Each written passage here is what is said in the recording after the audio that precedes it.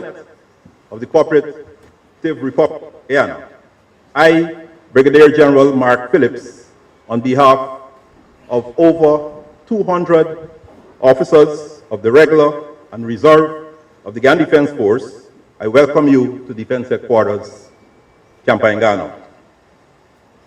Your Excellency's presentation on Guyana's defense policy today is timely for many reasons, and some of these are: first, the assigning of roles and missions to the Guyana Defence Force is both the starting point and a product of our civilian-military decision-making process. Secondly, clearly defined policy statements are fundamental to the structuring, capitalization, development, and employment of the Guyana Defence Force.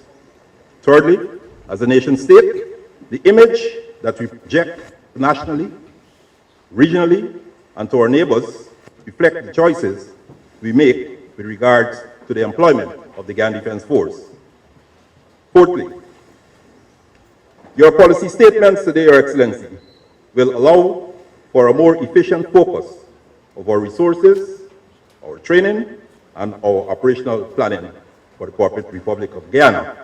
And finally, your policy directive today will provide a framework for you, our elected civilian officials, and us, military officers, to continuously review the roles and missions of the Guyana Defence Force. Honorable Prime Minister, Ministers of the Cabinet, I would like to start by congratulating the Guyana Defence Force on its 50th anniversary. I myself joined late in 1965, so my 50th anniversary would be what they call attestation, would be in December, but they celebrate their birthday on the 1st of November. It's been a long road, and I think we have a longer road ahead. Guyanese today live in a region characterized by uneasiness, uncertainty, and unpredictability. Guyana, from the time of the establishment of the Guyana Defence Force in 1965 and the achievement of independence in 1966, never really had the opportunity to enjoy the undisturbed freedom dividend which other countries in the Caribbean were able to expect and enjoy. As you know, the Venezuelan National Army occupied the Guyana side of Ankoko Island in the Cuyuni River, which is the western border between the two states, 5 months after independence in October 1966. Guyana has had to defend its territory against a bloody Venezuelan-instigated attempt at the secession of a region that is bigger than Costa Rica, 57,000 square kilometers. Guyana has also had to defend itself against Suriname in the east, a country which used armed force to attempt to seize the New River area, which is over 15,000 square kilometers, bigger than Jamaica. Venezuela's claim to Guyana's territory was settled in 1899, 116 years ago. Britain and Venezuela, after a series of hostile incidents occurring over a period of years, agreed on the 2nd of February 1897. This treaty provided the territorial controversy to be submitted to arbitration, the award of which would be a full, perfect, and final settlement. The evidence presented to the tribunal by the two sides was based essentially on claims to the territories occupied by the Dutch and Spanish respectively, since Britain and Venezuela became their respective successor states. The award of the tribunal was handed down in 1899, in fact on the 3rd of October 1899, and it was accepted.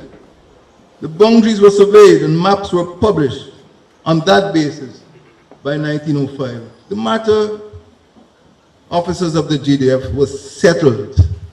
So let us have no talk about a resettlement or revisiting something which was settled. Venezuela maintains its claim to Essequibo on both strategic and security grounds. apart from its historical rationalizations. With a Caribbean coastline of 2,718 kilometers, Venezuela has always been aware of the geopolitical significance of sea power. Given its strategic location, its size, its wealth, and its ideological orientation, Venezuela has sought to increase its stature as a minor power. Venezuela's possession of the Essequibo, therefore, would enhance that power. It would make it an oceanic state, a status which it does not now possess. And that is why they want the Essequibo coast. It would give it the Salida Atlántico. It would make it an Atlantic state, an Atlantic power. Suriname's claim is based on a resolution of the Staten. The Staten was something like a legislative assembly or parliament which existed before Suriname became independent. As you know, it celebrates its 40th anniversary of independence next month. I have a copy of it here. They published something called the Territorial Decree on the 5th of May 1965, and the Staten endorsed it. It's a resolution of the parliament. All this resolution said, what was now called the New River will now become the Upper Quarantine. This is it. This is the Suriname claim. The parliament simply renamed the New River the Upper Quarantine. That is what is going on today. The Netherlands, together with Britain and Brazil, agreed in 1936 to fix a trijunction point marking the place where their three territories touched, that is, at the headwaters of the Kotari River. Maps of the three countries consequently were published on that basis, with the Kotari being the trijunction point. The Netherlands, however, on the approach of Guyana's independence, reopened the case, renaming the New River Upper Quarantine and alleging it to be the boundary and claiming the land east of that river, about 15,000 square kilometers, as Suriname territory. The main reasons for reopening that claim, which I wouldn't deal with today, were strategic and of course they were economic, because it wanted to use the huge flow of water from the New River to power its hydroelectricity schemes to produce aluminium. So, officers, Guyana is in a state of permanent engagement in these contrived controversies. Controversies which were invented by Venezuela and Suriname only at the onset of Guyana's independence. To survive, therefore, Guyana must plan permanently to be in a state of total national defense. It has not gone away. The claims have not gone away in 50 years, and they will not go away in the next 50 months. Regardless if I speak to Maduro, or Bouterse, or Ban Ki-moon, the claims will not go away in the next 50 months. That is why we need to pursue a juridical settlement, so that the claims could be removed by the courts. Total national defense implies that all of the elements, all of the instruments of national power need constantly to be employed in order to protect our territory. There's nothing more important at the present time. That's why I'm here today, than protecting our territory. The Constitution of the Cooperative Republic of Guyana, Article 197A1, stipulates, and I quote from the Constitution, the supreme law of the land. I quote, "The state's defense and security policy shall be to defend national independence, to preserve the country's sovereignty and integrity, and to guarantee the normal functioning of institutions and the security of citizens against any armed aggression." You don't have to make up a policy. It's here embedded in the supreme law of the country. To defend national independence, preserve sovereignty and integrity, protect citizens against armed aggression. You don't have to invent the way. It's in the Constitution. The age of visible warfare in the form of harassment on our borders or the intrusion of gunboats into our waters, therefore, is not yet over. Many years ago, Minister Trotman and I were members of something called the National Security Committee. That committee published a report. The committee, in fact, was convened just about the start of the troubles. And let me read from the report of the committee, and I read, "The principal purpose of the Guyana Defence Force is to provide the potential for the application of force to ensure the security of the nation, the freedom of its people, and the promotion of the national interest. Defense policy must determine the structure and capabilities of the Defense Force and guide the contribution it makes to the country's defense and security goals in accordance with foreign and economic policies." The committee stated further, Guyana's national defense strategy should focus on deterrence based on the potential of military force to support diplomatic efforts designed to avoid recourse to armed conflict. It must also attempt to dissuade a potential adversary from resorting to a particular course of action by convincing him that the cost of pursuing that course will outweigh the potential gain. The task that has been given to you to convince any aggressor that whatever he thinks he will gain will not compensate what he will lose. Again, no invention necessary. You have clear mandate. And this is something that was drafted over 14 years ago. Guyana, therefore, in light of the injunction of the National Constitution, in light of the counsel of the committee to which I just referred, and in light of the aggressive persistence of these territorial claims, must now carefully define its policy for total national defense. Guyana needs a well-commanded, well-trained, well-equipped defense force with the core capabilities of keeping citizens safe and secure. The GDF, in order to fulfill its mission, must be multi-role, flexible, and fully integrated with sufficient support weapons. In my view,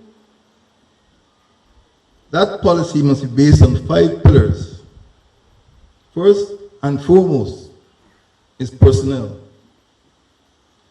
The force must be brought up to the authorized establishment strength to meet the current and unforeseen challenges. A study will be done to examine exactly how the regular force could be augmented. And as you will hear later, the reserve force must be reconstituted, and it must be maintained. And this is not a suggestion, it's not a hint, it's not a clue, it's not a request. The reserve force must be brought up to 50% of the regular strength.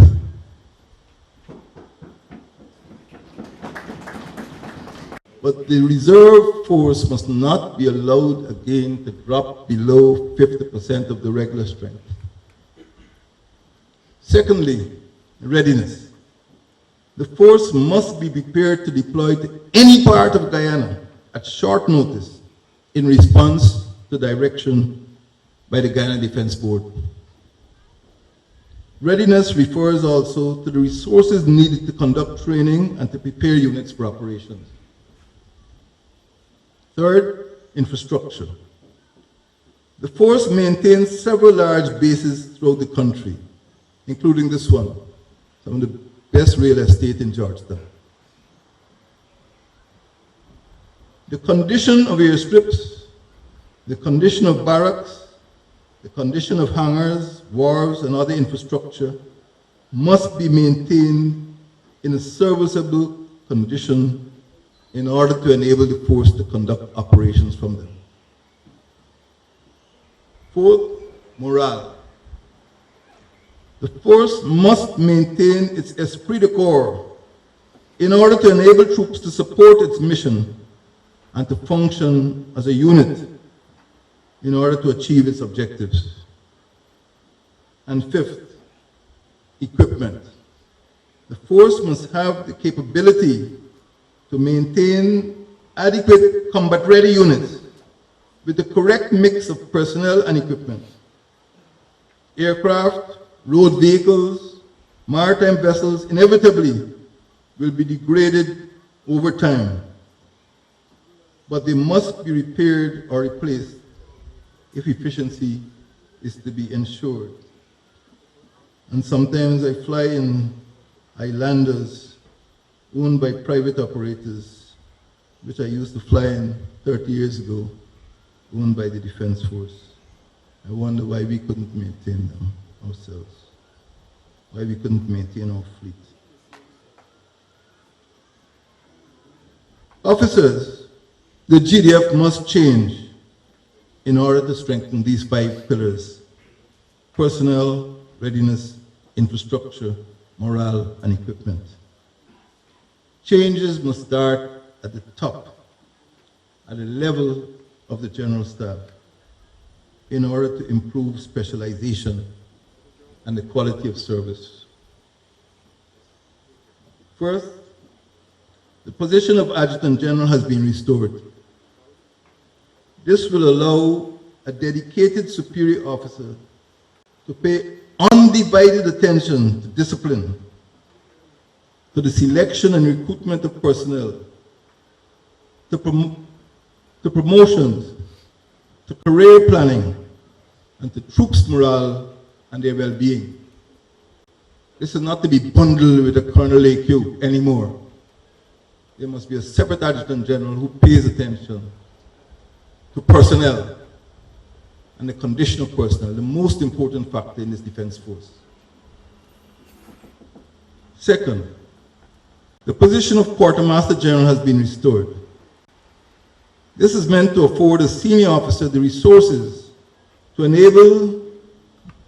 ensure that finance is provided to improve infrastructure and to ensure that equipment is acquired, repaired, or replaced, to ensure that troops live in conditions, that their meals, their uniforms are adequate, to ensure that units are supplied with adequate munitions and weapons, and those supplies are done in a timely manner.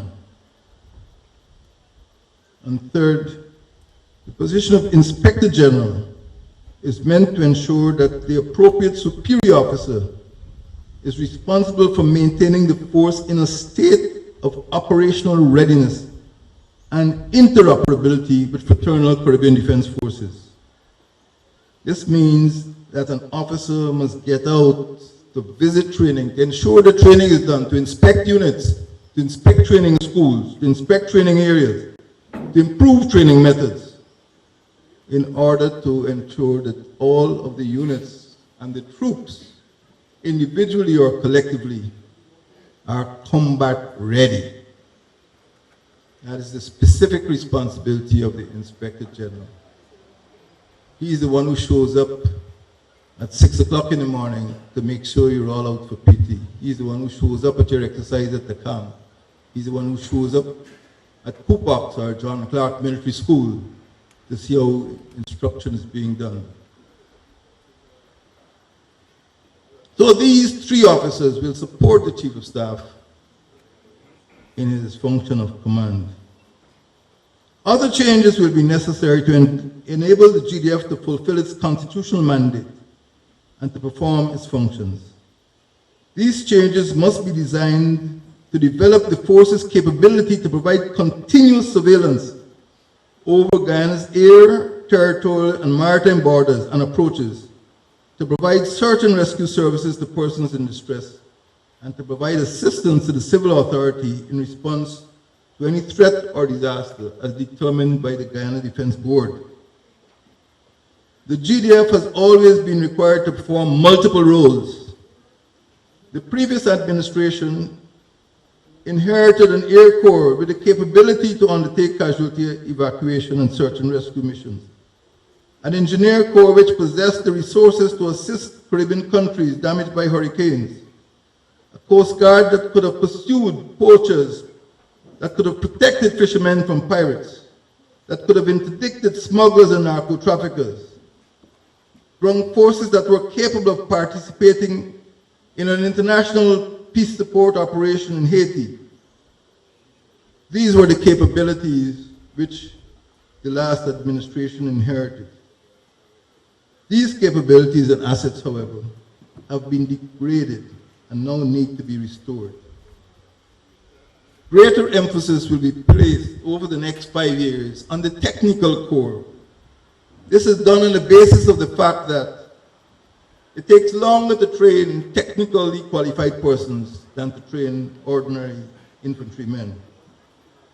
So the strengths of these units must always be up to the establishment levels. First of all, the Air Corps.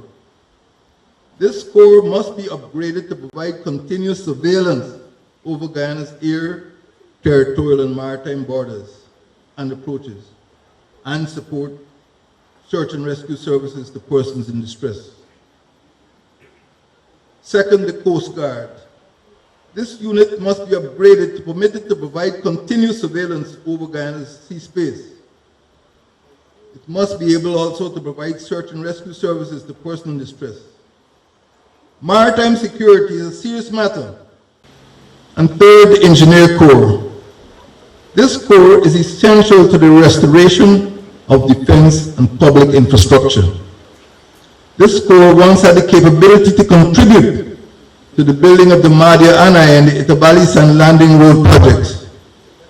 The non-completion of these projects is partially responsible for the underdevelopment of the hinterland. The Engineer Corps will once again be built up to the level that it can assist the Ministry of Public Infrastructure to complete these roads and bridges in the hinterland, because this is what the government feels is necessary to develop this country.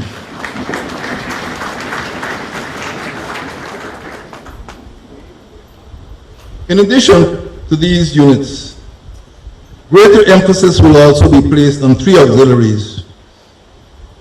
First, the Reserve Force, which used to be called the Guyana People's Militia, is to be deployed throughout the country. The reason for this is that we do not know where disaster will strike, and that Reserve Force will be able to render assistance to the regional administrations, all 10 regional administrations, in times of floods or threats to public order and other emergencies. It is therefore our intention to re-establish the militia as a credible reserve in accordance with the Defense Act in all 10 regions.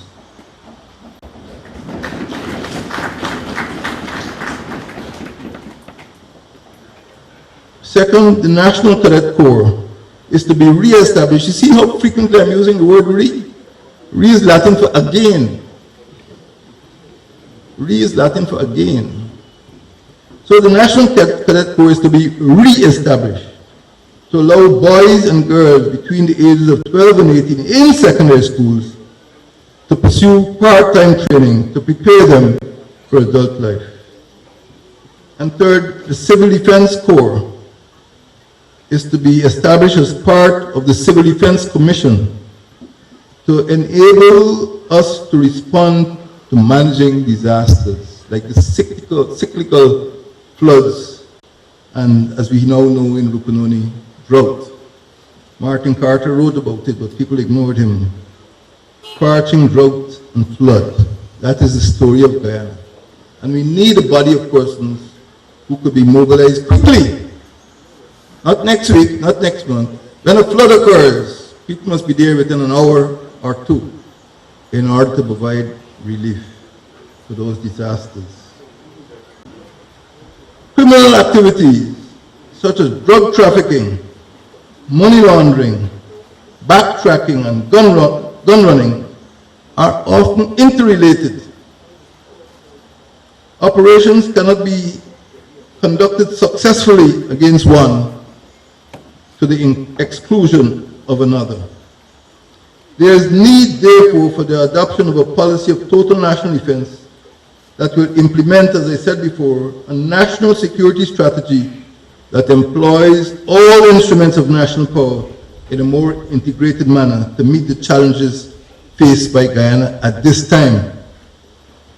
This would require a much higher degree of interagency cooperation than obtains at present, if we are to combine defense with diplomacy, economic development with law enforcement, and the civil authority with the Defense Force. The Defense Act does indeed prescribe for the force to be charged with, and I quote, the maintenance of order when required. There must not, however, be an easy recourse to deploying troops in a public order role on the streets and villages. Troops are not to be deployed on the streets and villages without the explicit permission of the Minister of Defense or the Guyana Defence Board.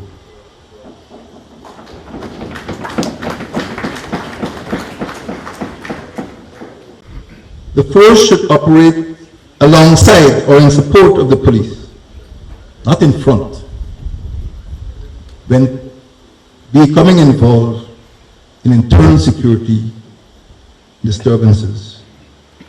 Operations in future will have a clear and carefully defined mission. Troops, once their specific mission has been accomplished, should return to barracks. They must not become part of the rural landscape. The business of public order and everyday law enforcement, such as catching crooks, is a police task and should remain so.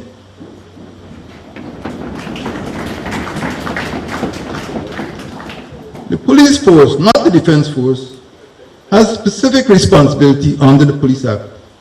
And I quote from the Police Act: the prevention and detection of crime, the preservation of law and order, the preservation of the peace, the repression of internal disturbance, the protection of property, the apprehension of offenders, and the due enforcement of all laws and regulations with which it is directly charged.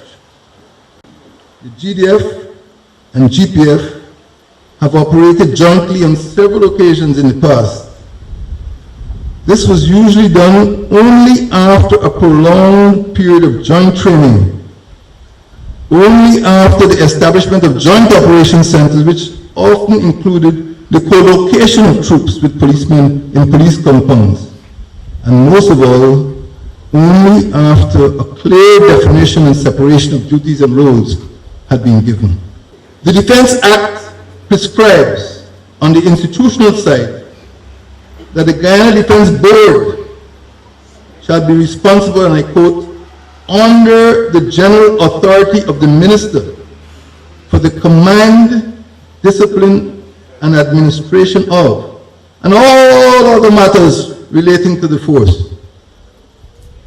That seems pretty clear. The President himself is Minister of Defense and Chairman of the Guyana Defence Board, the supreme authority over the Guyana Defence Force. Other elected officials, including the Prime Minister, who is here today, including the Ministers of Finance, Foreign Affairs, Legal Affairs, Public Security, and State, are members of the Guyana Defence Board. These are civilians who exercise command over the military. That is the basis of civil-military relations. One is superior and the other is subordinate. The Defense Act prescribes on the operational side,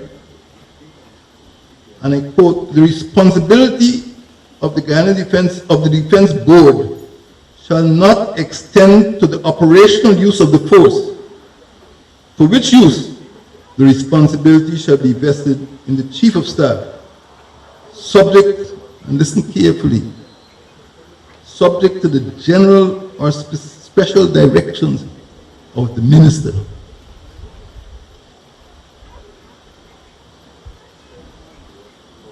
Therefore, officers, harmonious civil-military relations must be seen as the bedrock of democracy. The military force, in the first and last instance, must be subordinate to civil authority. I speak briefly of defense diplomacy. It has often been said that diplomacy is the first line of defense. And Guyana's defense policy, as proposed in the Border and National Security Committee report, should be in accord with the state's foreign policy and diplomatic posture. Defense diplomacy contributes to building confidence between the armed forces and, in extreme cases, to preventing conflict, managing crises, and resolving disputes between states. That is why the GDF was deployed to Trinidad and to Haiti during times of public disorder.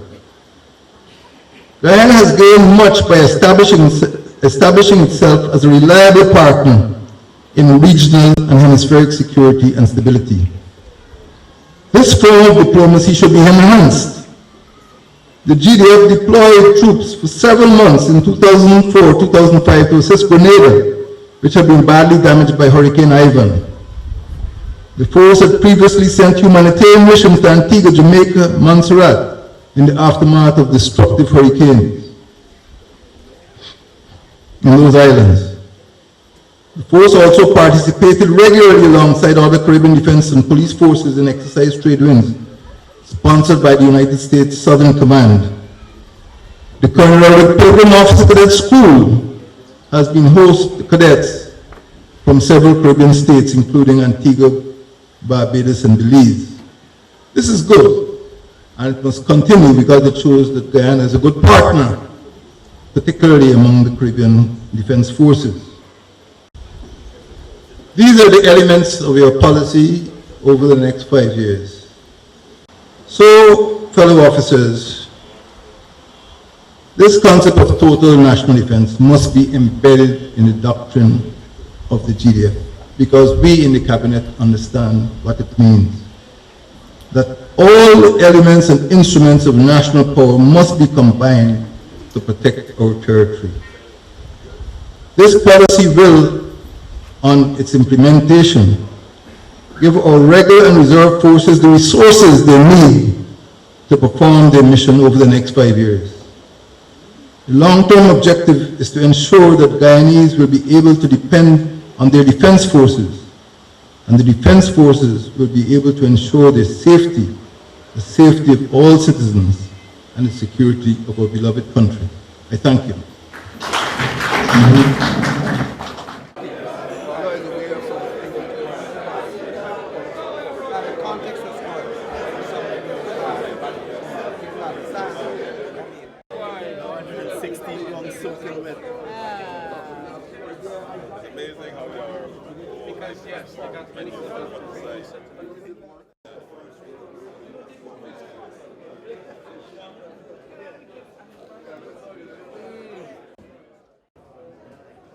With the military.